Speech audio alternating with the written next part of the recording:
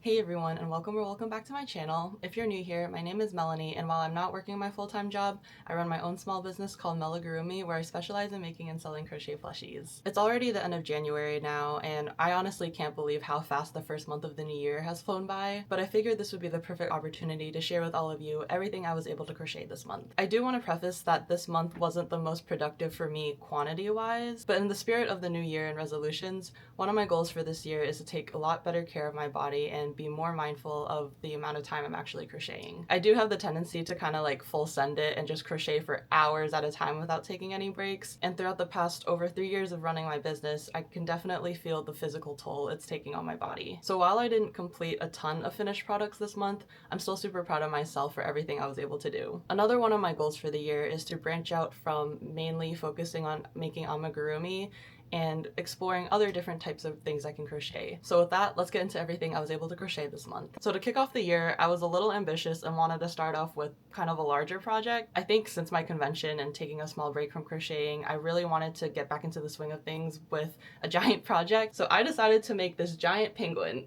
This is actually what's called a feather knight. It's from a video game called TFT or Team Fight Tactics if you're familiar. I personally never played, but I know a lot of people that do, and I've been told that this is a pretty popular character. Penguins have also always been one of my favorite animals growing up, so this was just the perfect pattern to start off. This pattern was by One Up Crochet on Instagram, and I think there's about 6 different variations of like this penguin you can make. The pattern itself was pretty easy to follow. It's just so big that it took a little bit of time. The main part of it is this like cylindrical black body. I'm not sure how visible it is from the camera, but you can kind of tell where I joined the new skein of yarn that I used when making the body. I had to use multiple skeins of black yarn, and I think they were from different dye lots, which would explain why there's like slight variation, but it's honestly not that noticeable. He comes with a little headband that I glued on and even a sword attached to his fin flipper.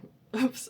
Here's a size comparison next to my head, and I think he's over a foot tall. So yeah, super cute. I love how he turned out.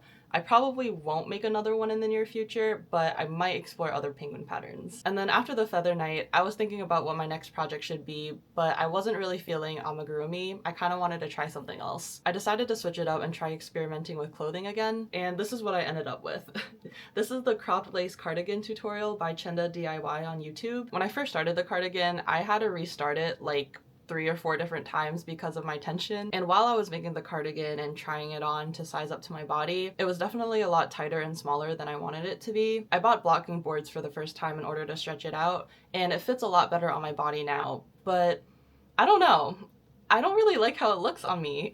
I'll try to add some clips of me actually wearing it, but I don't know if it's like the fit of it across my body or what, but I just like don't feel comfortable wearing it. But I really like how the finished product looks. I think it only took me a few days to finish this up, and the YouTube tutorial was really easy to follow. I really like this one. I made it with the intent to wear for myself, but I'm not sure how often I'll be wearing it. And then I was still in the mood to be trying out different crochet products, so then I ended up making these 2 potted succulents. This pattern is from Sierra Stitches on Instagram, and she has a huge variety of different potted and stemmed plants and flowers. She's also coming out with a pattern book soon. I'm not a huge fan of how my succulent leaves turned out. I think the assembly part was a little finicky with making sure the placement of the leaves looked okay, but I really like the look of the pot, and you can definitely use it for all different types of plants and flowers. I don't know why I decided to make 2 succulents. It definitely made the process drawn out a little bit longer, but either way, now we have some plants to add to our collection. I like the idea of being a plant person, but I'm really bad with real plants, so maybe crochet ones will have to do for now. Next up is a pattern of a beloved character that I've been seeing around for a little bit, and I'm so glad I finally got to try it out myself. Ta-da! Do you recognize who it is? If you couldn't tell, this is supposed to be Gary the snail from SpongeBob. This pattern is by Miss Kriya Crochet on Instagram. I think I made a poor call with the color choice for the eyes. I don't have a brighter red in this size, but I could have just used, you know, like this magenta-ish pink for that. But with my Gary, he kind of looks like he's on something. Either way, I'm still really glad with how he turned out. He's so cute and honestly is the perfect size. The assembly portion did take a little bit. You make the body separate and then you attach his little green sluggy-ish part. The shell part is also made separately and then sewn on. The eyes need to be attached to the body and the shell, and the eyeballs are made separately as well. So overall, not the most beginner-friendly pattern. There is a lot of sewing and assembly involved, but totally worth it to have your own crochet Gary.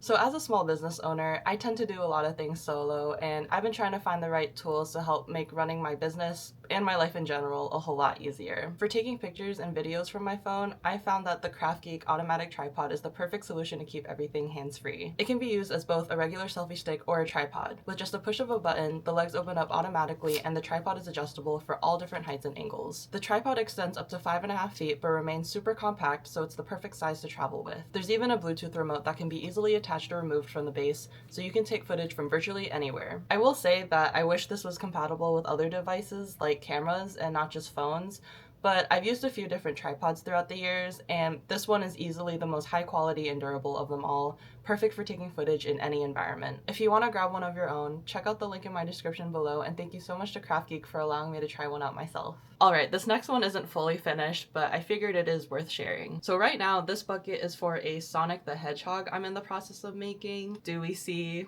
the vision?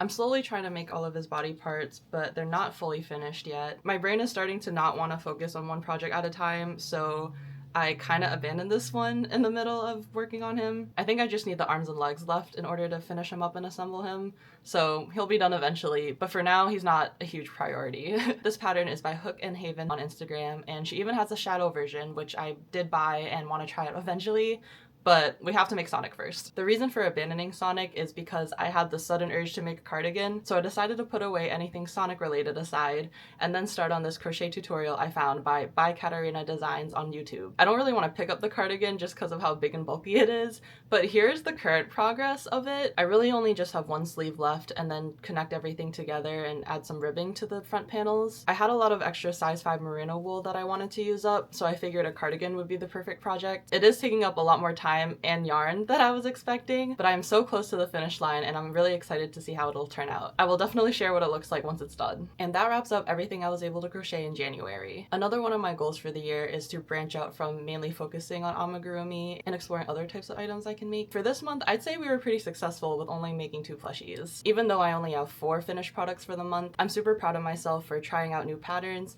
creating different crochet products, even with the intent for making some for myself. I'll definitely be finishing up Sonic and the cardigan, but that might be saved for another video in the future. But now I'm excited and looking forward to what I can make for February, so stay tuned. Thank you guys so much for watching. Let me know if you had a favorite from this month, and I'll see you in the next one. Bye.